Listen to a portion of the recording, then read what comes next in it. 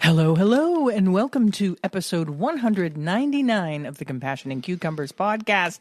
I'm Christine. And I'm Sam. Here's what's coming up in today's show. In this week's Why Files, we'll tell you how noise made by humans is affecting how animals communicate in the wild. In our Noteworthy segment, we examine how a New York cheese producer is responsible for environmental damage. And in our main topic, should we have sympathy for farmers who supported Trump that are now asking for emergency bailouts? An interesting question. Yeah. But before we get into all of that, we have a little news to take care of. Yes, we do. A few things that we have neglected. Some things we've neglected, some things that are new. Alrighty then. First of all, a big apology has to go out to our friend Mano, who helped us at the Rochester Veg Fest and hung out at our tent and helped when the rainstorm came and everything. And for some reason, I didn't put his name down on the outline when we did the show about the Rochester Veg Fest, and it completely slipped my mind to even mention him. Yep. So, Mano, if you're listening, I am so sorry for not mentioning you, and thank you so much for all of your help. And yes, indeed. And for hanging at the tent. That's right. Seriously, your help when the rain started was just invaluable. Thank you so much. It really was. Now, in some news, I don't know if you remember, but usually this time of year, we remind you that Hoodies for the Homeless collects gently used hoodies, sweatshirts, warm clothing for people in need. They're back at it again this year. And so far, you can drop your donations off at Wellness in the Village at 13219 Broadway in Alden, New York. So if you have any of those hoodies laying around that you don't need anymore, or sweatshirts or any kind of warm clothing, please donate it. And I'm sure they'll have more drop-off points as the season progresses. Yes. Another thing in the news, this is not good news, but apparently in Buffalo, there's a place called Riverworks, and that's where they used to hold the Western New York Veg Fest. Yeah, it's an awesome venue. Yes, but that venue, in October 10th and 11th, they're doing 3 shows of a rodeo, which is no good. No. Rodeos are not good. No. This is like a bull riding, and there is nothing about a rodeo that isn't exploitation. Yeah, it's blatant exploitation. Yes. They're calling it Beat the Beast. Oh, God. Yeah. That's a really terrible title. Yeah. On top of everything. And it's supposedly taking place on October 10th and 11th, 3 shows. What we're asking you to do, if you would like to, if you're in the area especially, is to reach out to Buffalo Riverworks and let them know how you feel about them holding this event there. And, let them know you love the venue, you've spent time there in the past, but you don't think that this is something that's good for the community. You can email at info@riverworks.com. Awesome. And give them a little piece of your mind. Sounds good. Let them know how you feel about rodeos in general and how you feel about them bringing this Beat the Beast thing into the Buffalo community, because we're totally against it. So, yeah, for sure. Yeah. Yep. What else do we got? Oh, here's something. There's a recall of Goodles plant-based mac and cheese. I know a lot of you like the Goodles plant-based mac and cheese, but apparently there's been a recall because some of it has been found to contain milk. And that's terrible because some people, it's an allergy issue. That's right. Here's what we got going on here.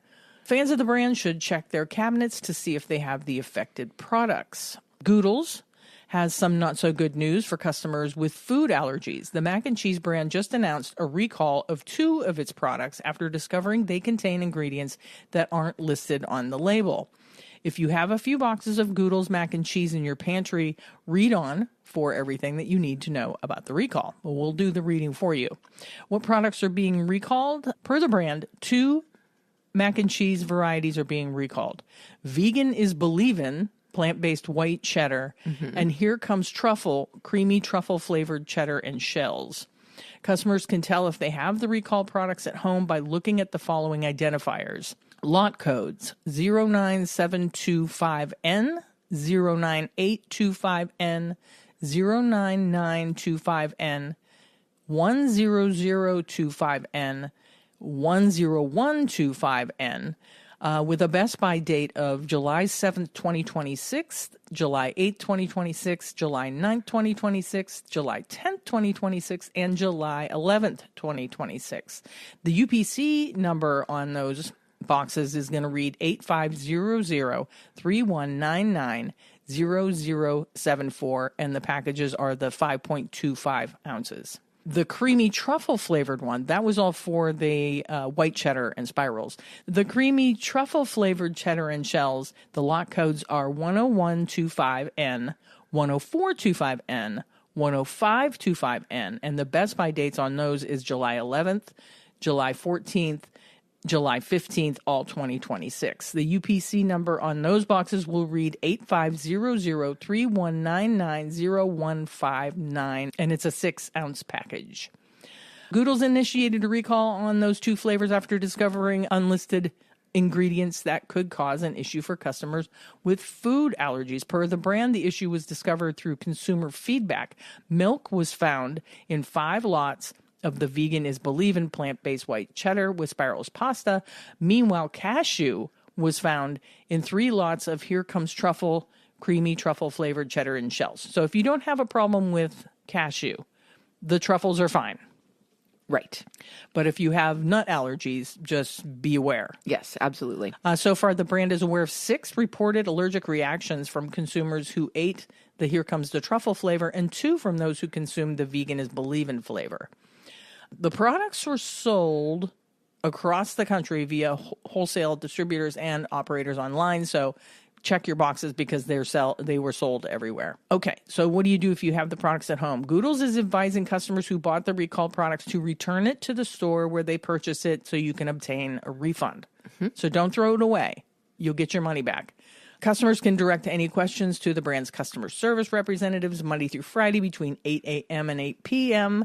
at 1-888-610-2341. So if you love Goodles and you have Goodles in your pantry, please check those lot numbers and bring it back to the store. I think that's it for things we need to tell you. We will put that information in the show notes. Yes. Just in case you didn't catch all of that. Oh, yeah, definitely. Because that's a lot of letters and numbers. I know. Yeah, I'll put a link to all that information in the show notes. So if you want to check it out, you can read that recall. I'll also include a link to the thing about the rodeo. Yes, so definitely. You can read about what's going on there and send them an email and let them know what you think. Sounds good. So let's just jump into the show. Let's do it. Here's this week's Y-Files.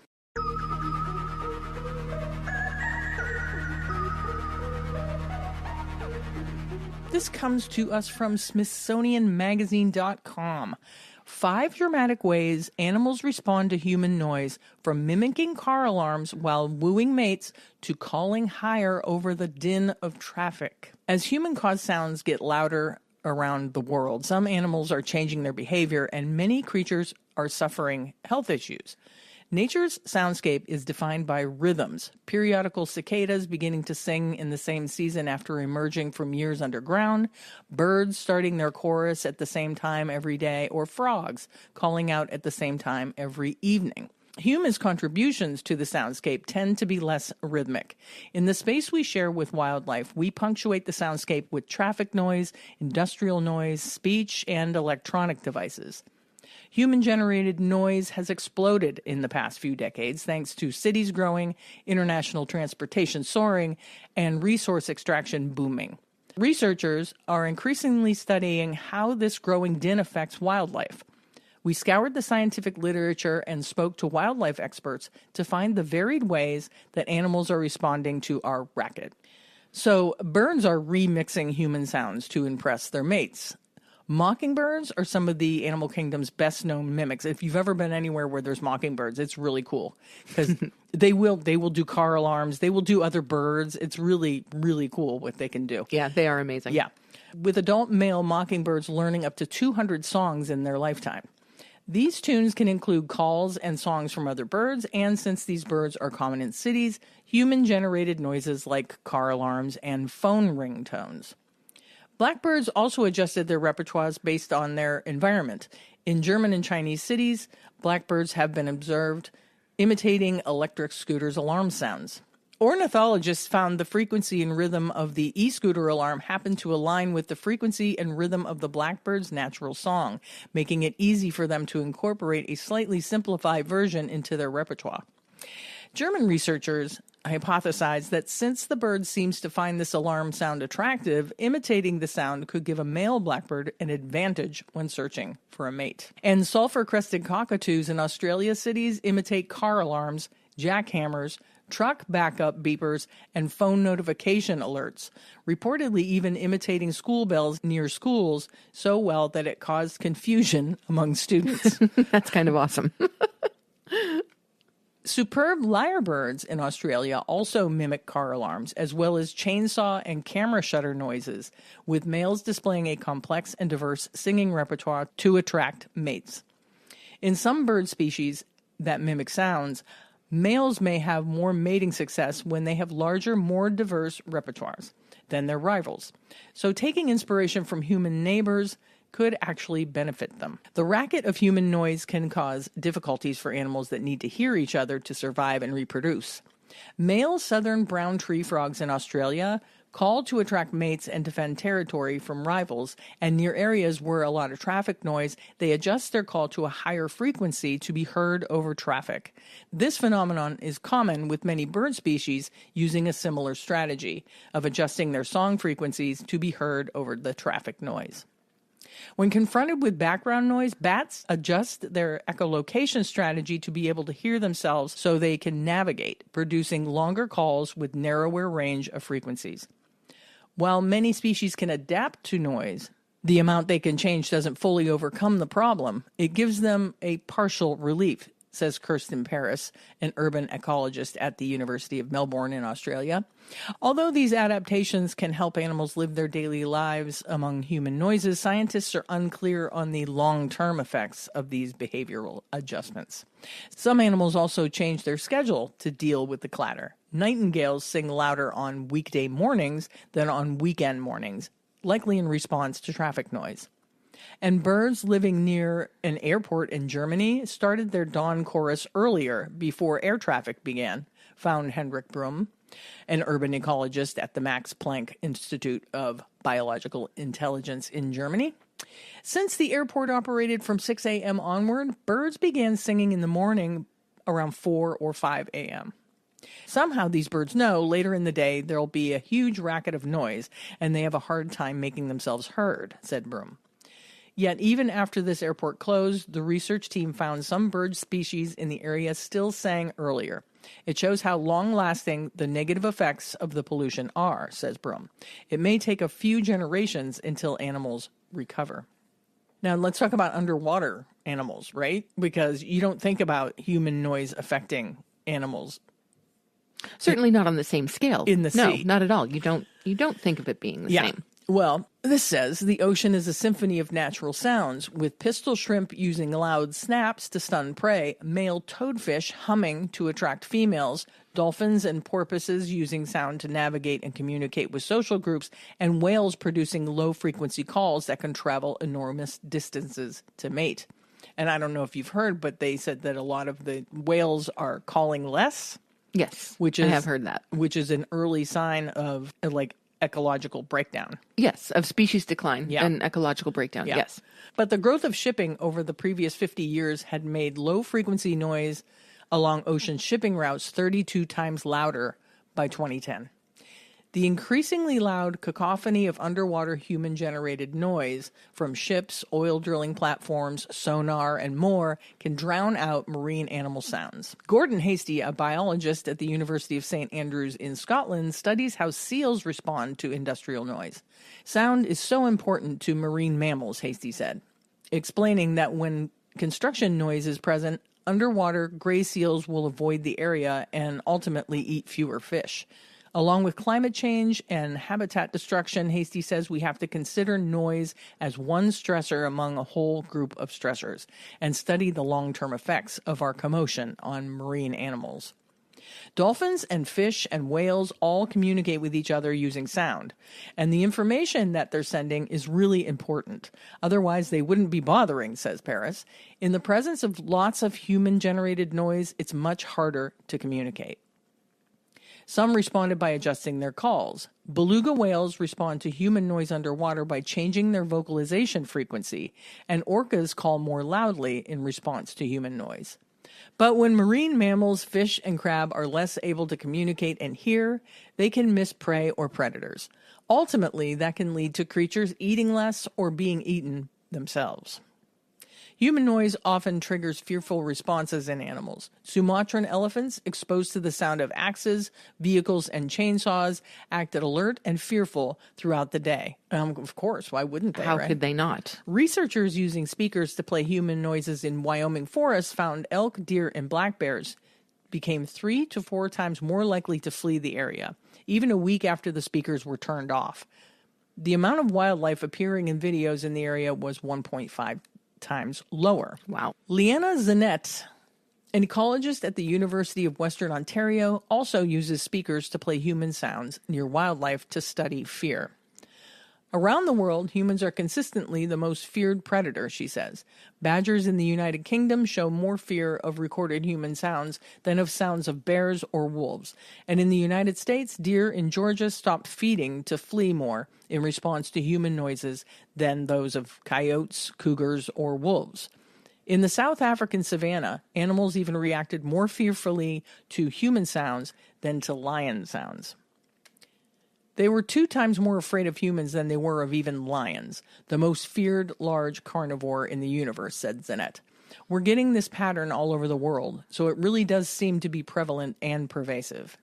And this fear of human presence can stop animals from living their lives. Zanette's research has found that if some animals think that predators are around, they can feed less and they can produce 53% fewer offspring.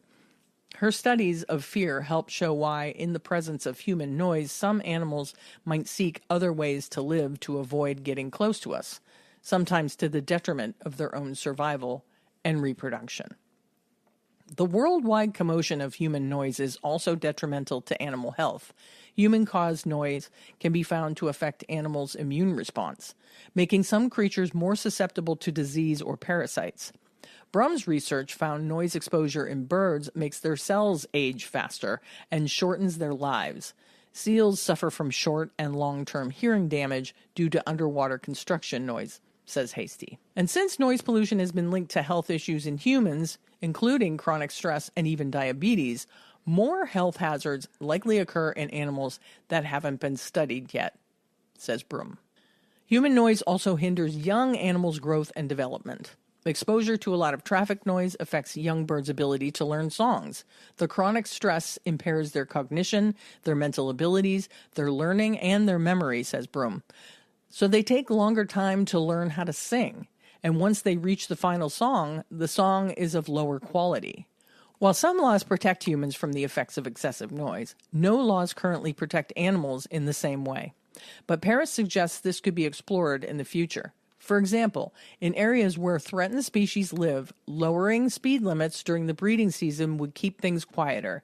Scientists are also calling for regulation to reduce human noise in oceans, since we know our racket is harmful to ocean life. The International Maritime Organization has developed voluntary guidelines to reduce ships' underwater noise, which they can do partially through using new propellers and other machinery designed to be quieter. The next step is for shipping organizations to adopt these guidelines. In the meantime, more and more research is discovering that human noise influences animals around the world. We know that for humans, being exposed to loud noise on a daily basis or living in noisy environments affects sleep, physiology, and health, says Paris. If we can protect people and nature from noise, then it's probably a good thing. I don't think that's a probably. I think that is a good thing. Yeah. And this is really interesting to me because when we talk about the impact that humans have had on all other animal species on the planet, it's really rare that we talk about noise.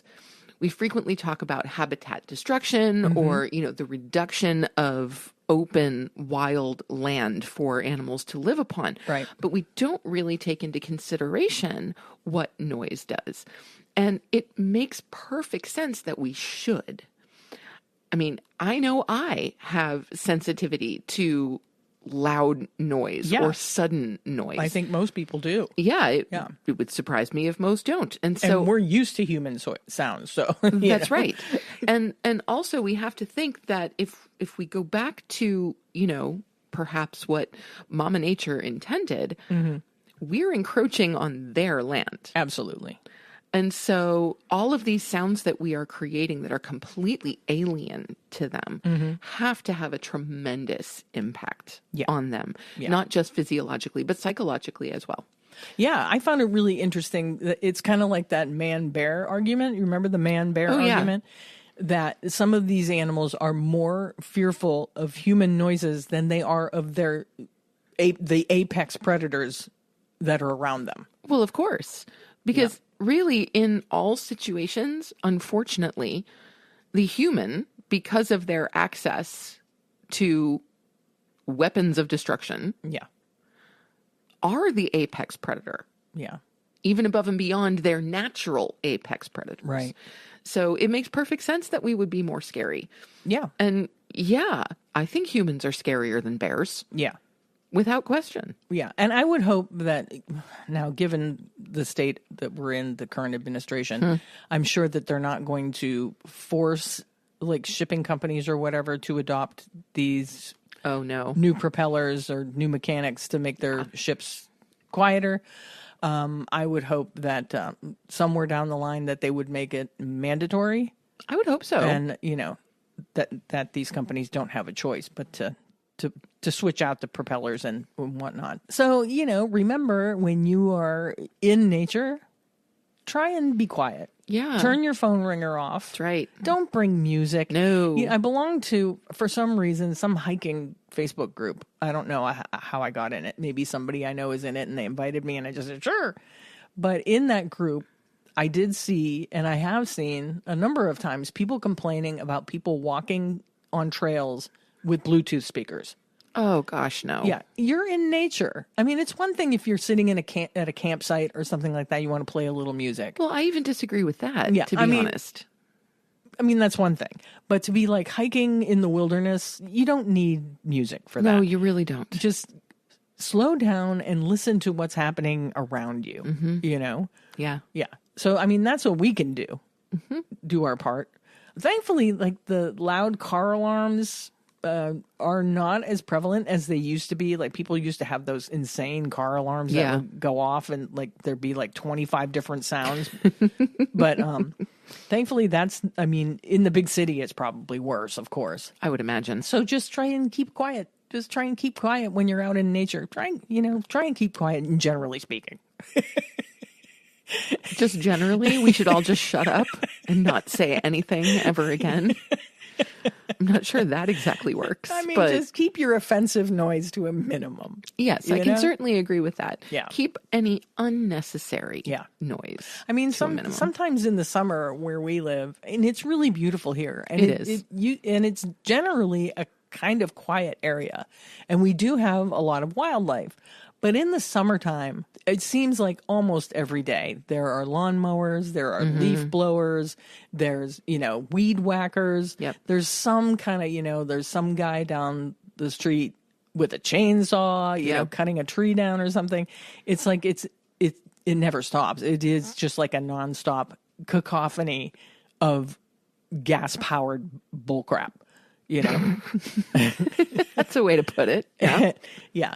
And it really does get on my nerves. So imagine how animals feel when they hear all that. We have a deer population, we have a coyote population, we have plenty of smaller animals, martens and squirrels and foxes and skunks and chipmunks and raccoons and all of them. Everybody. Yeah. Just imagine what their days are like in the summertime when they hear that just nonstop, And now with fall coming, we leave our leaves. We do. And of course, a lot of our neighbors don't. And the leaf blowing, it starts to become incessant. It really is kind of unreal. Yes. Yeah. It is. I mean, what we do affects animals in so many ways. It certainly does. Yeah. I mean, and going back to how those sounds of mowing and chainsaws and leaf blowing, all of those things affect the wildlife, we can watch how it affects our cats. Yeah. Because we love to keep the doors and windows open whenever we possibly can. Yeah. But of course, this noise pollution then comes into our home. And we have one cat who just will not come out from wherever he is. Yeah. He'll be like, what's that? And then boom. And then he will run gone. under a piece of furniture, whether it's in the living room or in the bedroom, and he will not come out until it's been silent for a little while. Yeah. Yeah. So, yeah, it really affects their nervous systems, you know, and yes, it does. It affects our nervous systems too. No argument. You know, I mean, let's take a little bit of a cue from how animals are responding to the noise we make. That's right. Because it's affecting our nervous systems are like all the time. Because guess what? We're animals too. Right. Yeah. So, yeah. So, hey, I'm sorry, non-human animals, for all the noise we're making. That's right. We'll try to keep it down. We will. We'll try and keep it down. Let's move on to our noteworthy segment. Let's do that. This is coming from Syracuse.com and looks at how cheese factory pollution is causing a massive wildlife die-off in an upstate New York creek. Discharges from a western New York cheese factory into a local waterway have resulted in a significant fish and wildlife die-off, according to the State Department of Environmental Conservation. On August 26th, the DEC responded to reports of a large fish kill in Ishua Creek in Franklinville, Cattaraugus County. DEC field teams observed multiple types of dead aquatic species. DEC broadly characterized the visible effluent discharges and odors entering the creek as organic waste and says that tens of thousands of fish and other aquatic wildlife have thus far been impacted in the die-off. DEC is now requiring Great Lakes Cheese, the company responsible for the discharges, to change how it monitors effluent exceedances from its wastewater treatment process, to improve the quality of the facility's digester operations, and to continue collecting data on impacts to the creek. In the meantime, DEC advises the public to avoid all contact with Ishua Creek downstream of Franklinville, including fishing, boating, and swimming until further notice. Ishua Creek is a vibrant, healthy ecosystem, and the environmental damage witnessed this week is significant, DEC Commissioner Amanda Lefton said. As DEC's investigation continues, we've directed Great Lakes Cheeses to prevent ongoing impacts to the creek to help protect water quality and creek habitat. DEC and our partners at the Department of Health will continue to coordinate assessing any potential public health impacts and encourage the community to follow the recreational use advisory that remains in place at this time. While the mechanism of the die-off is unclear, DEC said that water quality concerns in Ishua Creek are related to low dissolved oxygen and elevated nutrients, temperature, and dissolved constituents such as total dissolved solids. At this time, there is no indication of impact to drinking water supplies, according to DEC and State Department of Health officials. Local water systems have been notified and are taking precautionary monitoring steps. The public is encouraged to report unusual fish and wildlife observations in the region to 716-851-7201. It's encouraging that the DEC is taking action on this. I completely agree. Considering where we are. Yes. In the United States right now.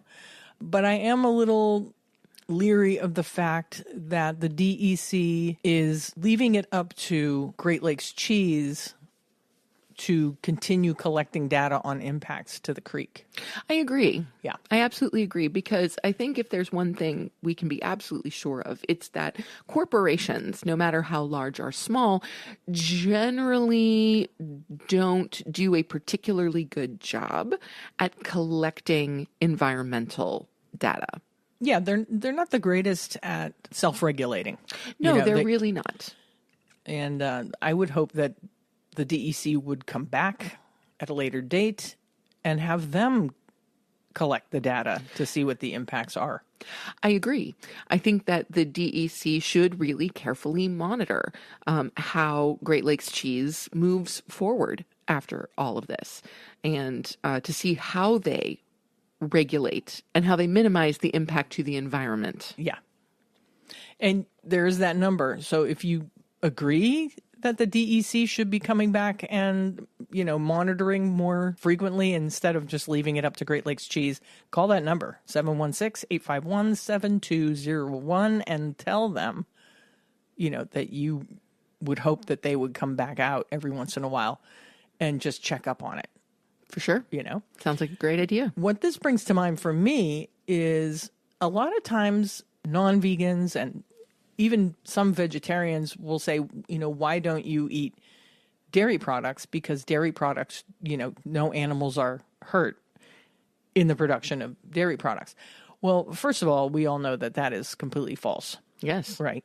We know what happens on dairy farms to calves of dairy cows and all that. But here is another way that dairy is impacting animals. Animals that aren't directly involved in the dairy industry. Yeah. So if you live in this area, please keep an eye on it, because it's terribly devastating. There's pictures included in this article of, massive fish die-offs and stuff. And it's not good stuff. Nope. Not even close. So once again, dairy is scary. Dairy is scary. It's time for our main topic.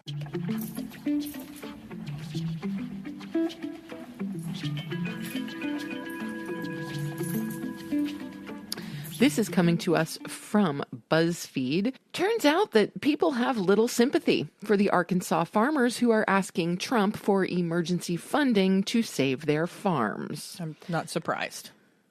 The American farmer says, socialism for me, late-stage capitalism for thee.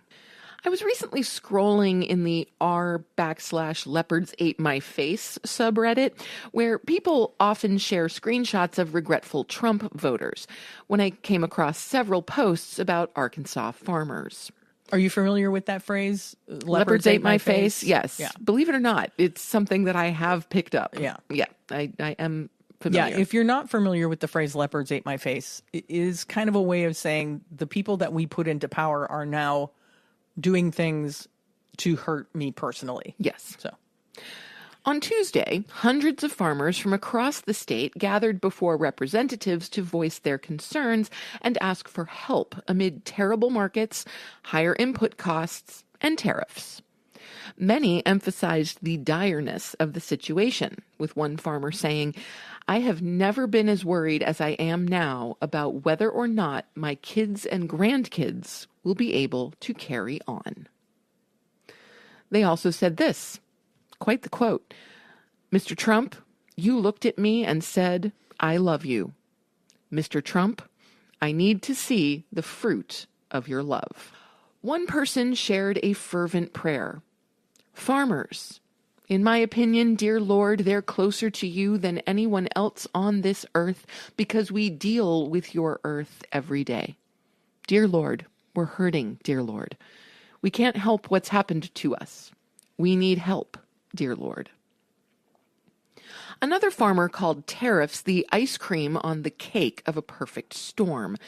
They continued, "In the short term, they have no choice but to mail us a check. I don't know a farmer that likes the check program.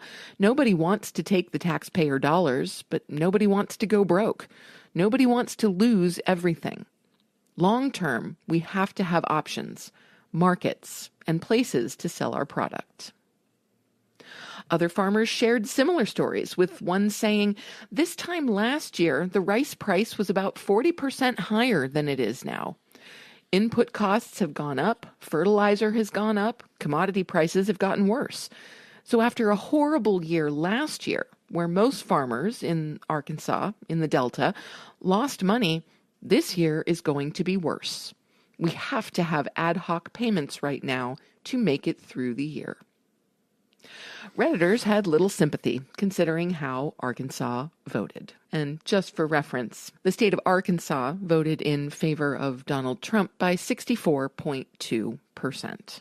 with Kamala Harris coming in at 33.6% and RFK Jr. at 1.1%. And so here is what Redditors are saying. Our first quote is, "Welfare queens. Yup, they live off the backs of tax dollars paid by hardworking liberals in blue states. And then they vote Republicans into power who make everyone's lives worse. And then they beg for more money. Wait till they find out about the potential closures of rural hospitals and cutbacks on food stamps and anything else that supports the poor and working poor. This is a perfect Leopards Ate My Face post because these people still believe Trump cares about them. He got their vote, and just like any con man that gets your money, he doesn't need you anymore. This is a perfect example of why the Dems are cooked if they don't change their playbook. They keep trying to appeal with reason. Here's a constituency that is literally in danger of losing their entire livelihoods due directly to Republican policies, and still they're afraid to go against the party or say anything bad. To them, these bad things are just things that are happening, totally unrelated to who they keep voting into power. How do you even counter that? How do you possibly convince someone who's in so deep they're willing to throw away their own life? Traditional messaging won't work at all on someone like that. You can't counter zealotry with logic. And so, yes, lots and lots of quotes from Redditors basically slaughtering Republican farmers who have supported Donald Trump and are now kind of in the find out phase. Yeah. This person of how that is exactly going to impact them. Yeah. One person said, yet they lose their minds about student loan forgiveness. Right. And somebody else said, and finally, Mr. Trump, I need to see the fruit of your love. Talking to him like he's a biblical figure or something. Yes.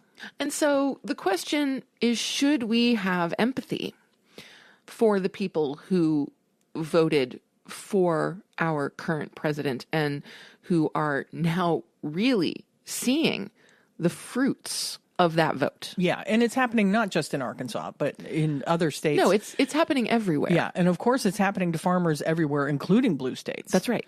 Between ICE removing migrant farm workers, some of whom are legally working here. Many of whom are legally working here. They're picking up people from Puerto Rico, which, Puerto Rico is part of the United States. Yes, it is. Where we live, there is a large Puerto Rican population and there is a large farm worker population. Yes, there is. And it's happening in every state, not just the red states, but like Sam said, they are in the find out stage. This one person, because there is also a comment section, and I thought this was a good comment.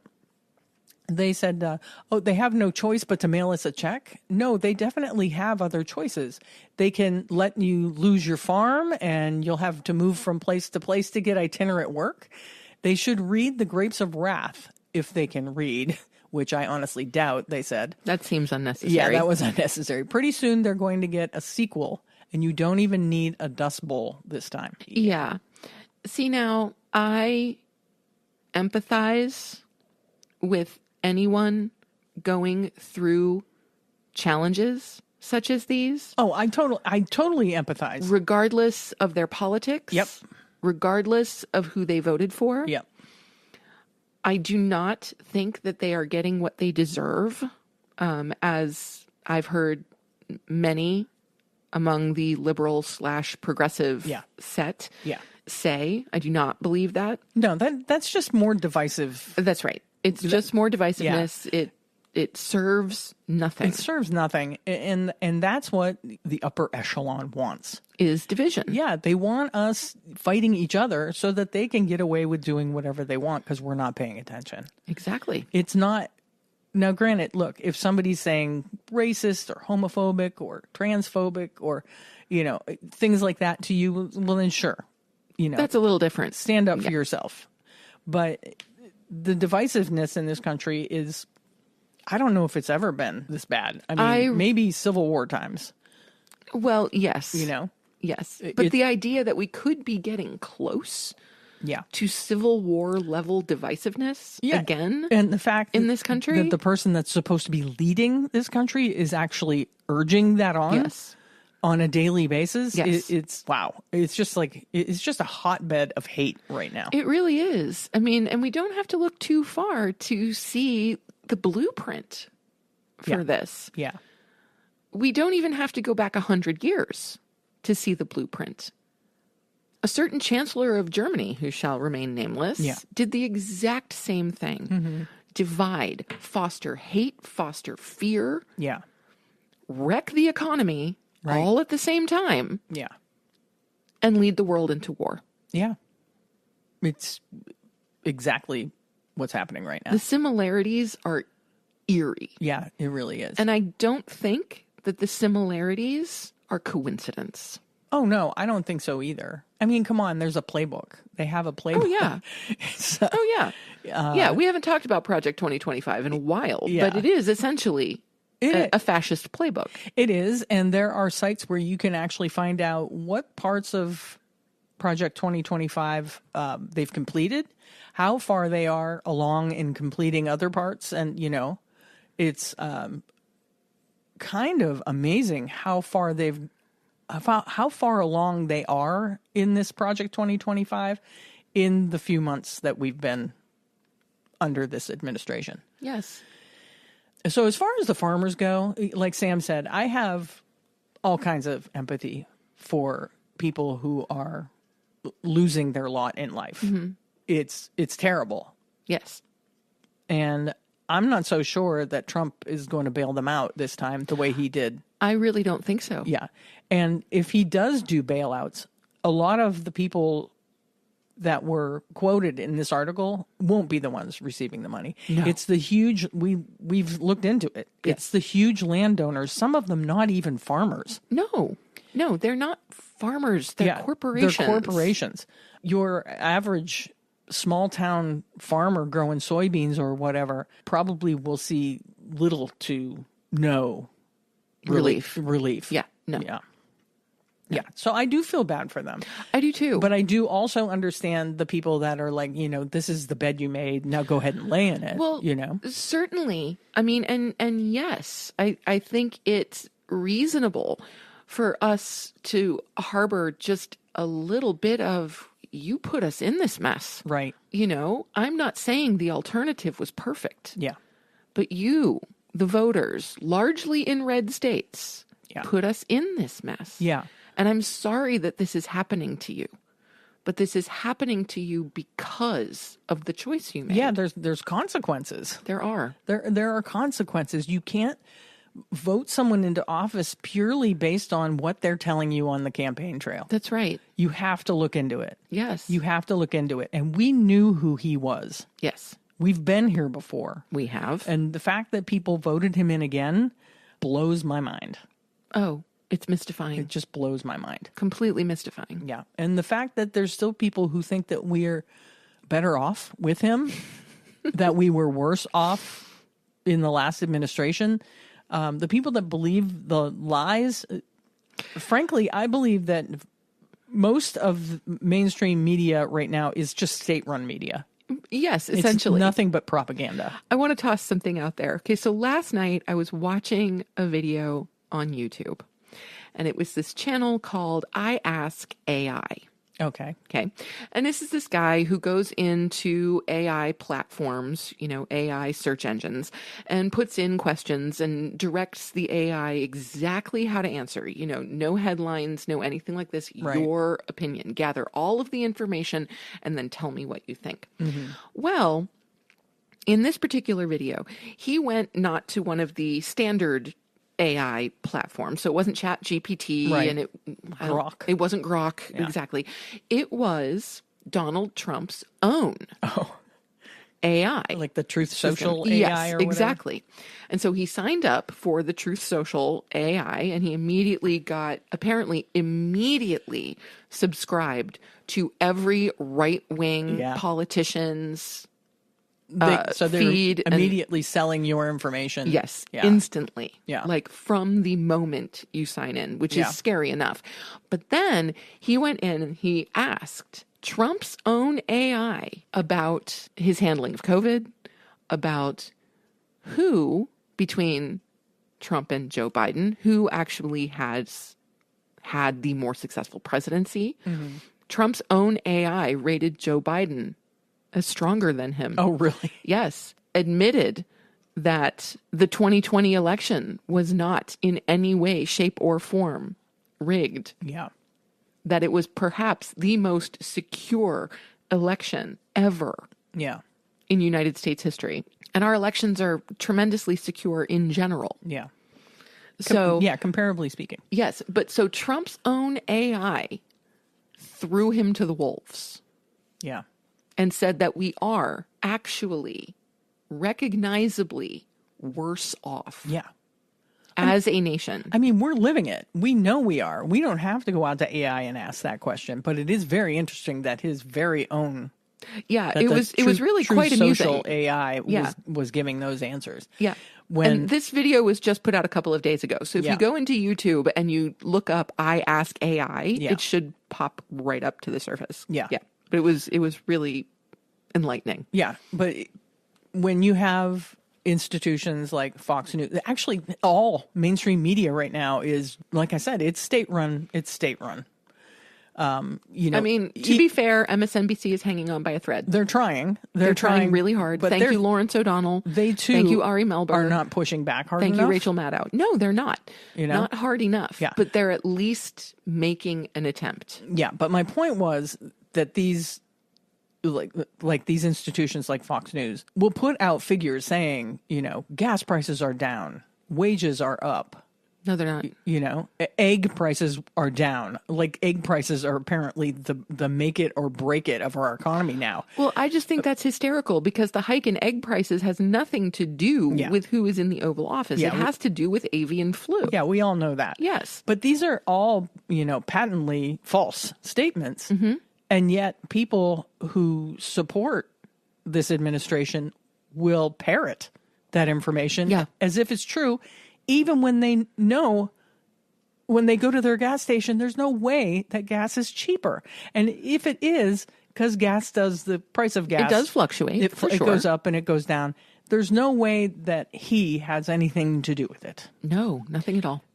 Which is what we were saying the whole time, was what we always say the whole time any Democrat is in office and people complain about gas prices, is that the president does not set the price of gasoline. No.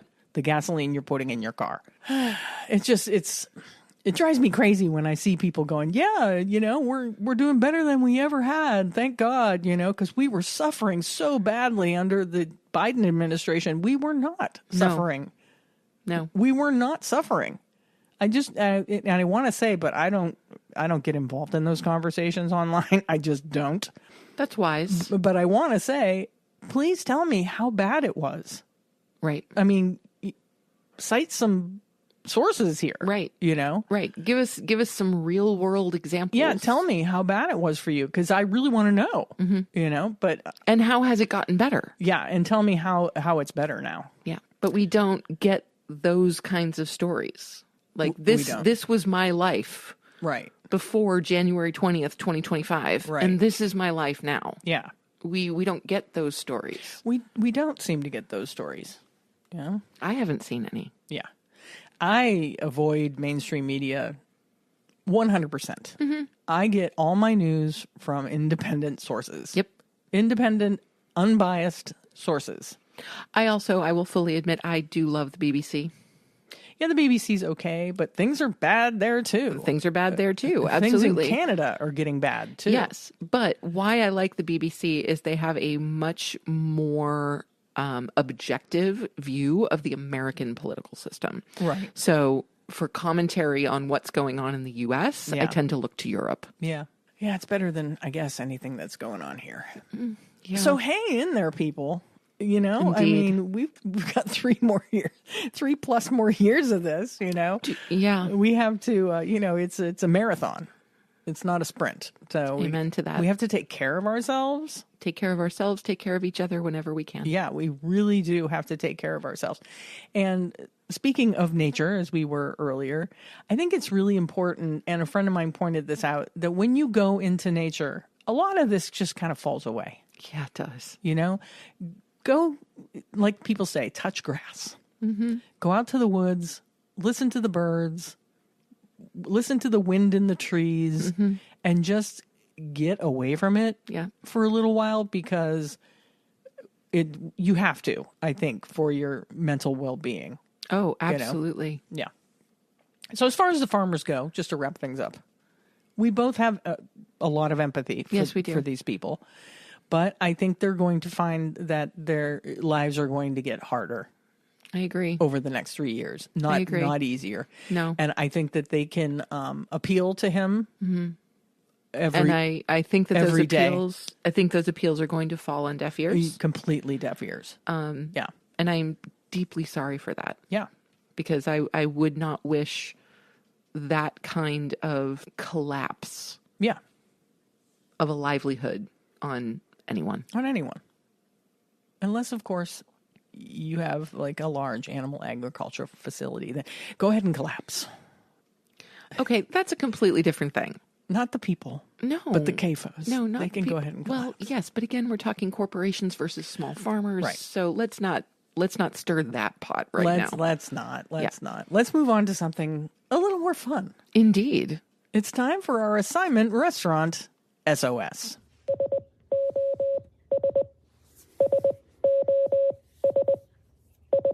This week, we are celebrating Burrowing Owl.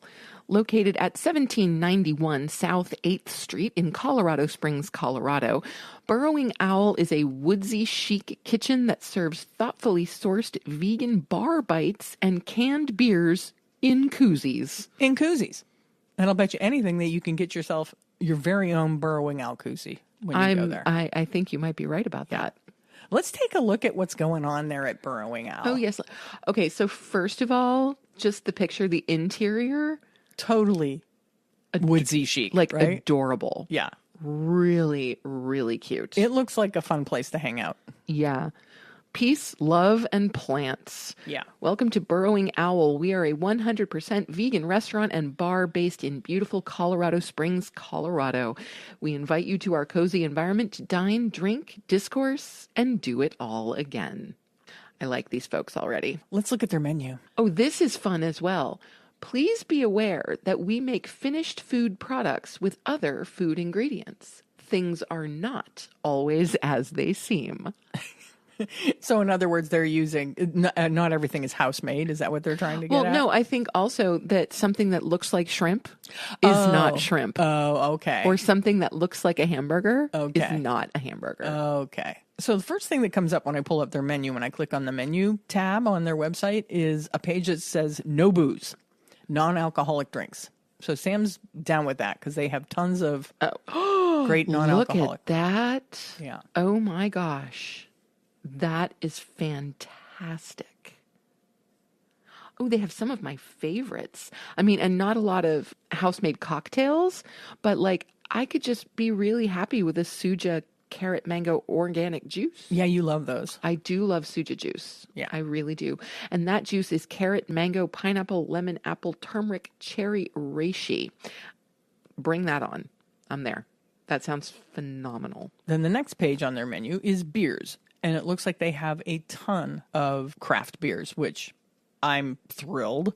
They also have ciders, which are fun, hard seltzers, and hard kombuchas. Ooh. And it looks like they have, Burrowed Brews. Oh, they have some Belgian beers if you're a beer person. Belgian beers are fantastic. They have this thing on the beer menu that says, roll the dice for beer of chance. Ooh. I don't know what that is. If I was a beer drinker, that sounds kind of fun. Yeah. That really does. Yeah, their beer menu is extensive. Well, there's beers and more beers. It looks like they have a full bar. It does look that way. Yeah. Mm-hmm. Pickled Whiskers is a drink they make, which is bourbon and pickle juice. You know, I do love pickles, but I think I might take a pass on that one. Yeah. Not sure how I would feel about that. Oh, then they have a whole list of cocktails. And they have mocktails. They have a mango spiced spritz and a chamomile shrub. That sounds good. But let's get to the food. Beverages are one thing, but let's get to the food. Moving on to the food. At the top of the food menu, allergies are serious. So See, that's we must cool. be looking at completely different pages because I'm looking at the daily food specials. Oh, see, I would go back to the homepage and then click on the top where it says menu. Oh, that's what you're looking at. Yeah. All right. So daily food specials. Well, first of all, like I was saying, they take allergies serious, so that's good. Yes. Daily food specials. Okay, so right off the bat, I am into the Monday daily food special, which is a French dip Sammy. Yeah. It's a baguette with house-made seitan, grilled onions, horseradish sauce, au jus, and a choice of side. When I was a kid, I had a serious French dip phase. Did you really? I really did. I don't know what it was about, but for some period of time, anytime we would go to a restaurant, if they had a French dip, that's what I was getting. Yeah. End of story. That's funny. And I haven't had one in decades. Like, seriously. So I would be all over this. Yeah. Their Tuesday special is an umami party burger or a jalapeno burger. Those both sound good. Yeah. And it's a house veggie patty. Oh, nice. Yeah. Nice. Wednesday is a crustless pot pie. Oh, so we're talking a cashew cream sauce with broccoli, cauliflower, carrots, peas, zucchini, and Sweet Elizabeth's gluten-free biscuit. Thursday is sloppy Thursdays. Hey, why not? So they have sloppy mac and cheese, loaded mac and cheese, the Pueblo, the Howard, Sasquatchos, or loaded chip bowl. On Friday, they have air-fried chimichangas, soy rizo, pinto beans, brown rice, all rolled in a flour tortilla, air-fried, smothered in green chili and queso, and topped with tomatoes and guacamole. Hello. Yeah, that sounds really good. That sounds amazing. But Saturday, they have a breakfast burrito and a crunch wrap. Ooh. So...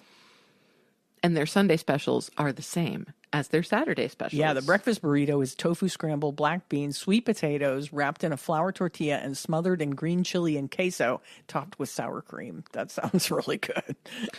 Now, for snacks, they've got many different types of nachos, including ones that they call nuchos. Big snack menu. Big snack menu. Yes, and their nuchos are potato and corn chips, green chili, beans, tomato, onion, jalapeno, and, of course, nooch. They've got a nice selection of soups and salads, tacos and burritos, Sammys and wraps. Like, seriously, this is some awesome looking comfort food.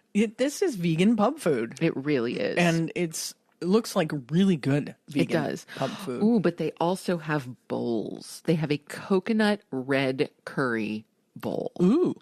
Red coconut curry with sweet potatoes, chickpeas, coconut flakes, cabbage slaw, and jasmine rice. That sounds really good. I would be all over that. Yeah. Yeah, the bowls, they have a chicken Alfredo bowl. That sounds really good. They use soy curls in that one. Rice and beans. I'm more into the rice and beans supreme because if you can make something supreme, you do that. Make mine supreme. That's right. So jasmine rice, pinto beans, taco mix, smoked cheddar spread, tomatoes, chipotle mayo, sour cream, blue cheese crumbles, and hemp seeds. Here's something really cool they do. It's called soup and rice. So what they do is whatever their soup is, they will just put it over rice for you. Oh, that's cool. That sounds really good. I love that. And a really fun way to make a soup a little more satisfying, so you're not hungry later. Yes. Yeah. And they have a pretty large sweets menu, which is always appreciated. And it looks like many of them come from Birchwood Bakehouse, which is as they call it, a dessert magician that lives in Colorado Springs. And the one thing that is popping out to me right away is the peanut butter shell cupcake. Ooh, so it's got like that crispy shell. It could. I'm not sure, but I would love to know more. I want a ding dong cake. That's appropriate. It's like a ding dong, right? It's just chocolate and whipped cream. Yes. That sounds good. Peanut butter cup cookie. Mm-hmm. Yeah. That would be good. Chocolate strawberry cake. and a carrot cake, and those come from Sweet Elizabeth's Organics. And they also carry Jolly Llama's caramel chocolate chip drumstick. What is that? That is an ice cream treat. Oh, a drumstick. Yeah. Okay. So this just looks absolutely fantastic. It makes me wish that we lived a whole lot closer to Colorado Springs. Yeah, the menu is really fun, and the place just looks like a really fantastic. Cool place to hang out, you know? Yep. I just want to go there. Yep. Me too. I want to go there. Well, you know, we've got to do a road trip sometime. We really do. We keep talking about road trips. Yeah. We need to actually do one. We do. Yeah. It's just a matter of finding the time to do it. That's true enough. Yeah. So if you have been to Burrowing Owl recently, please send along a picture of your meal and let us know what you got there so that we can drool over it. And then we'll enter you in to win a gift card in our vegan dinner winner contest. We sure will. Yeah. Yeah, we want to buy you dinner. So send us pictures. Please do. You know, even if they're old, any pictures of food. I love looking at pictures of food. I spend hours, I swear, sometimes online, like looking at recipe sites or looking at like people who cook a lot, looking at their Instagram photos, because I just love looking at food. It's now time for our favorite portion of the show. Must be listener shout out time. It's listener shout out. Just want to give a shout out to all my fans watching. I love you guys. I love you. This week's listener shout out goes to Sam at Don't Be Fake 19, who is a new YouTube subscriber. Sam, I approve of both the name and the Instagram handle. Yeah, the Instagram or YouTube handle.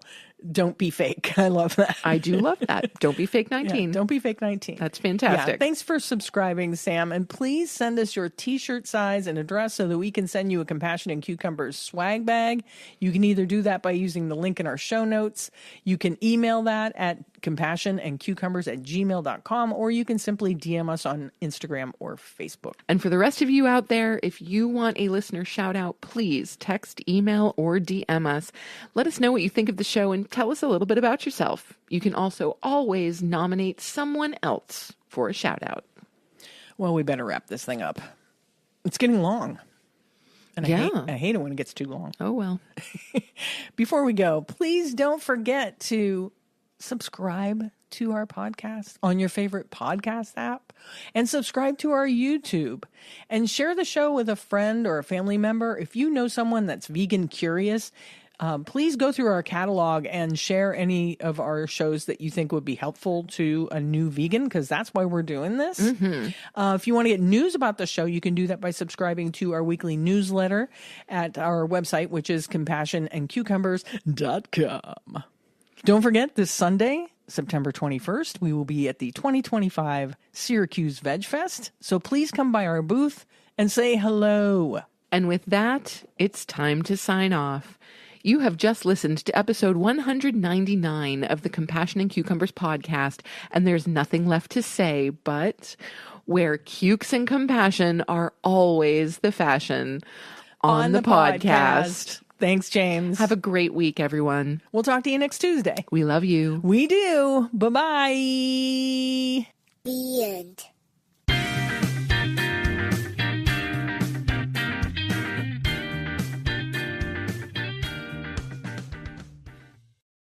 If you'd like to support the Compassion and Cucumbers podcast, well, you can do that by hopping on over to our Patreon page and becoming a patron. We have all the recipes from our vegan kitchen series up there, and we'll be adding some patron-only episodes in the near future. So thank you for supporting us at whatever level that you choose, and thank you again for listening to Compassion and Cucumbers podcast.